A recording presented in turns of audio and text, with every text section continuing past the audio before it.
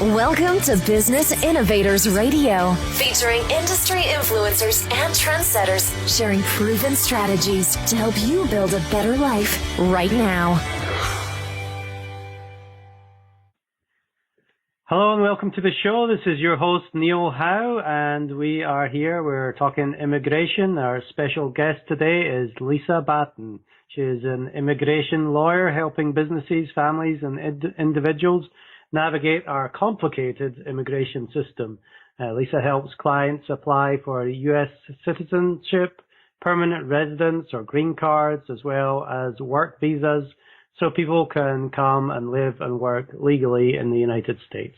Now, Lisa's clients include U.S. and multinational companies, professional dancers and athletes, and families seeking to bring foreign-born spouses and family members to the U.S. Lisa, welcome to the show. Thank you very much for having me. It's my pleasure. Yes, well, I want to get right into it and really figure out what area within immigration you really specialize in. So who is it that you really help the most? The core part of my practice has been professional dancers and athletes.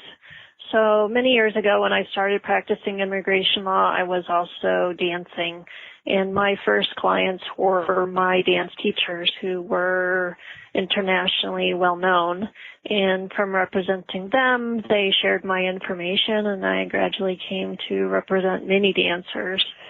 And the visas for athletes are very similar to the visas for dancers. So that was a very natural extension of my business.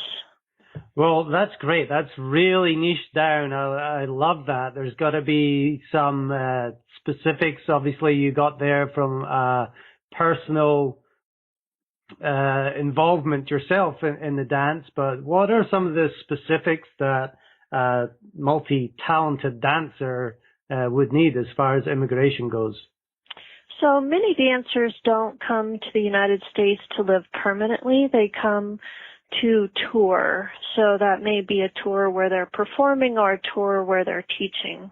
So many of my clients may come to the United States for part of a year for their tour, and then they may spend other parts of their year in Europe or in Asia before they go home. So they have a reoccurring need for work visas in the United States so that they can come and complete their work.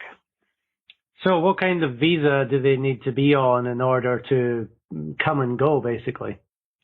So the United States visa system is a little bit of alphabet soup. So we have different kinds of visas for different purposes, and those different kinds of visas are known by different letters of the alphabet. So we have A, B visas, C visas, D visas, E visas, but dancers often use O and P visas. Okay, well, I know nothing about O and P visas. I've heard many of the other letters, but I really want to get into what this actually does. So explain what the O and P visas are. Absolutely. So O visas are visas for individuals of extraordinary ability. So they're people who have risen to the very top of their profession. So in order to receive this visa, my clients must show that they are nationally or internationally renowned or one of the very top in their field. P visas, there are different types of P visas. There are P1 visas for artistic groups who are internationally known, and there are P3 visas for individuals who perform an art form which is culturally unique. So for dancers, that would often be dancers who perform some kind of folkloric dance or national dance.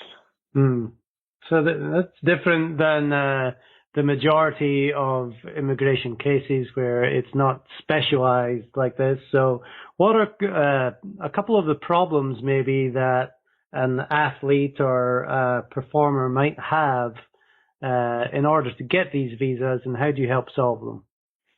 Well, so the immigration regulations regarding these visas are highly complicated, and they're not necessarily intuitive. So many of my clients come to me and they're very well known in their field, but they don't realize that the immigration officer might not be familiar with them or their field at all. And so we have to present paper evidence to the Immigration Service to show them who my clients are. And there are very strict requirements about what kind of evidence we have to submit. And then we also have to submit evidence in advance of what my clients anticipate they will be doing in the United States while they're here. And often artists arrange their schedules not very far in advance. It's at the last minute. And so sometimes it's very difficult for my client to know exactly what they will be doing 1 year from now or even 3 years from now. So getting the evidence together is often the most difficult part of the process for my clients, and I help them understand what evidence is required and what form that evidence must take in order for them to succeed with their visa application. So yes, there's often a time crunch, so they need somebody on the spot to, work who actually knows the process very well. Now, tell me, if there's a lot of power in the hand of the immigration inspectors that deal with each case individually, how do you give them the information that they need to make a decision when they may know nothing about dance, for example? So it's very important that I put the information in a way that the officer can understand it. And not only that I include the information in the application filing, but the officer is able to easily access it. So each immigration officer may only have, for example, 20 minutes to review my entire filing. And for some of my clients, the entire filing may be 100 to 300 pages long. So they're quite robust. And it's important that I organize it in a way that the officer can access it, and that I provide, for example, an index so that everything is very well organized and that the immigration officer can flip exactly to the part of the filing that he or she needs to review. Right. 20 minutes to go over a 100 to 300 page document isn't really a great deal of time to make, a very educated decision, is it? Absolutely. It's not very much time. So it's important that everything be very, very clear. So what would you say is your magic ability? Obviously, people are finding you either from inside the United States and outside the United States. So, well, first of all, where are you based, and why do people come to you? So my office is located in Boulder, Colorado. I'm licensed to practice law in Colorado, but because immigration law is federal law, I can practice immigration law any place within the United States. So if my client is located in New York or Miami or Los Angeles, I'm able to help them there, even though I'm located here in Colorado. Many of my clients are outside the United States when they first make contact with me. So most clients are obtaining my information through referral and through word of mouth. What makes my work, I think, appealing to them, or they know that I can help them because I understand substantively what they do. I may be familiar with their work before they even contact me. And I'm able to differentiate what different dancers do. I know, for example, this dancer emphasizes a certain technique in their kind of work, or I know the history of another dancer, and I know the other people that they've worked with in the past. So I have some idea of who they are and what makes them special before they even come to my office and I even start to review their documents. Okay, and does that kind of information help you put the case together? Is that why people come to you? It does. It does help me put the case together. It helps me know what's special about my client and what I want to emphasize to the immigration officer in our filing. So what problems do you encounter? I know the immigration officer has a lot of power, but what problems do you encounter that you have a knack of overcoming that maybe somebody that doesn't specialize in your particular niche would not be able to overcome? So immigration is highly specialized and it's very complex. We have written statutes and regulations, which are accessible really to any lawyer, but we also practice a lot by agency memorandum. And because of the volume of work that I do in this area, I'm very familiar with adjudicatory trends, so different things that officers emphasize in their decision-making process from time to time. And we see those emphasis in decision-making change from time to time. So, for example, right now I can tell you that we have a batch of new officers at both of the immigration processing centers that process these types of applications. And there's a learning curve that these officers have to go through in their decision-making process. And with new officers, frequently we see a lot of questions coming back where I've really answered those questions, but they don't know how to find that information or interpret the information. And they may not be familiar with certain niches within the regulations that we're relying on to get our applications approved. So there's an education process that often goes along with new adjudicators, and we have to really get them up to speed so that they can correctly adjudicate these cases. And how important is it for you to establish a relationship with these people that are making the final decisions? Well, a lot of my work for dancers in particular is on paper, although I do from time to time have officers call me with questions. And I think since I've done this kind of work and a lot of it for the last 20 years, I think the officers are familiar. The officers who are handling these types of product lines have been handling them for many years on behalf of the Immigration Service are probably familiar with my name. So I think I have a good reputation, and I think that officers can see what I do and they kind of know how I put things together and would be familiar with it that way. I have other types of cases where I represent people in front of our Denver immigration office, and I've been doing that for many years, and the personal rapport that I have with officers there is very important to making my clients' cases go smoothly.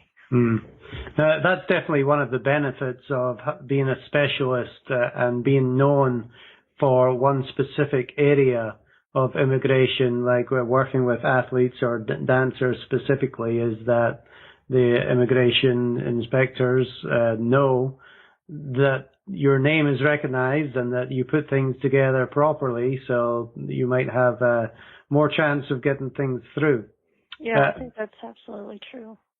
So tell me a couple of the misconceptions maybe revolving around dancers or athletes trying to get into the United States to perform. I think a commonly held misconception is that the process is easy or that the process is fast. And unfortunately, it's not either of those. It's highly bureaucratic.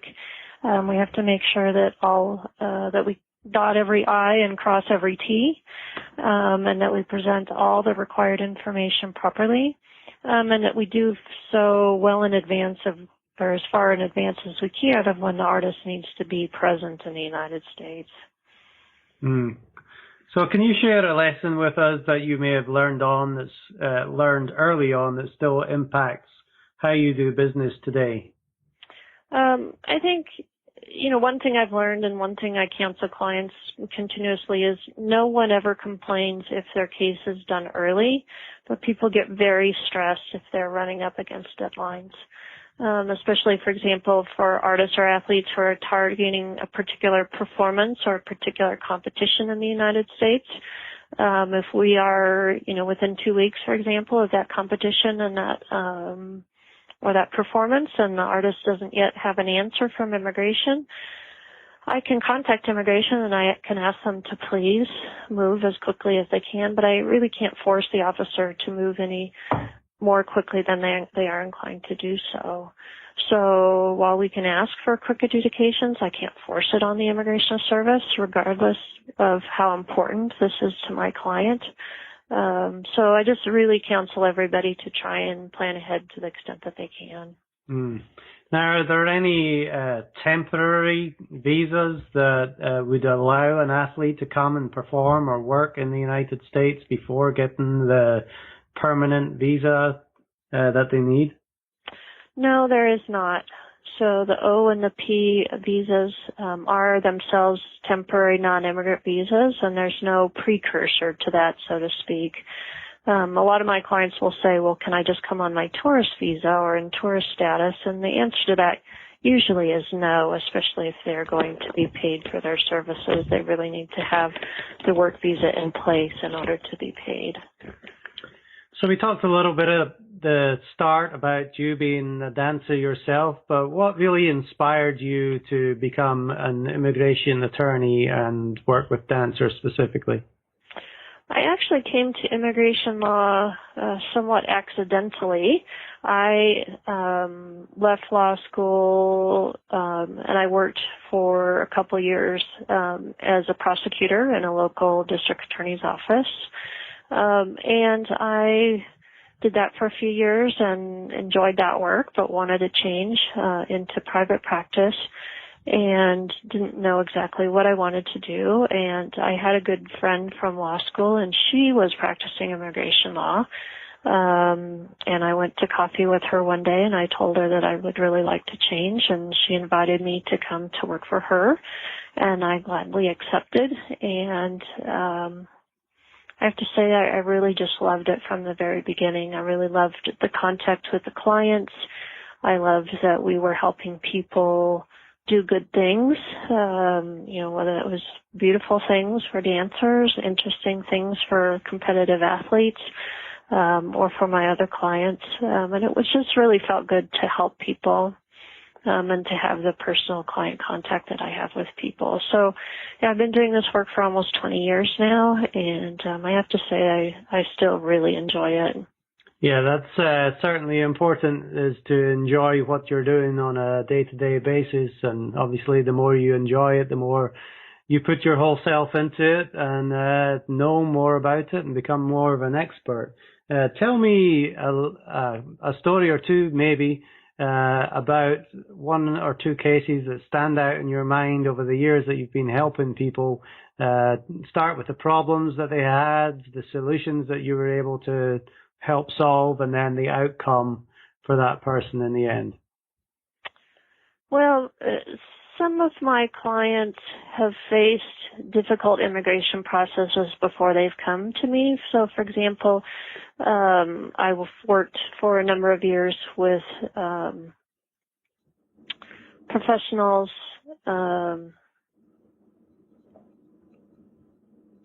Well, let's say I inherited a case many years ago that had a long history before it came to me, where the client had been working with an attorney who wasn't an immigration specialist. And the client was highly skilled in their work, an athlete who had held a number of world records in his sport and had helped start the sport in his country. And he had floundered around with this other attorney for many years, through various options, some of which had worked and some of which hadn't, and he had kind of hit bottom before he came to me. And he came to me, and I determined that really what his previous attorney had chosen to do for him was not his best option, that he really needed to be in the O visa that I had talked about before, the category for someone of extraordinary ability. So I was able to get him an extraordinary ability visa, an O visa, get him here in the U.S. working, and from that we were able to move him to a green card or permanent residence in the United States as a person of extraordinary ability. Yeah, I'm very familiar with the soccer world. It's obviously the international sport where, people are crossing borders all the time. Absolutely.